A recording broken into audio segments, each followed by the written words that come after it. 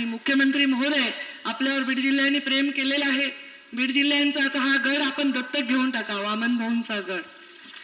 कारण कसं आहे, सत्तेशिवाय काही होऊ शकत नाही.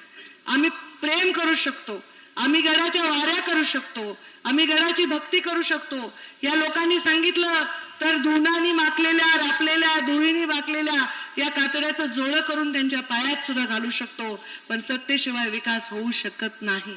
तुमच्या लोकांनी इथे सत्ता आलेली आहे. मी 5 वर्ष सत्तेत नव्हते तेव्हाही गडाच्या विकासासाठी तुम्ही सहकार्य केलंय.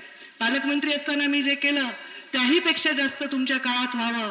आता सुद्धा मी पालकमंत्री जरी जिल्ह्याची नसले तरी पालक म्हणून तुम्हाला विनंती करते की तुम्ही हे गड दत्तक घ्या आणि त्याचा भरभरून विकास करा.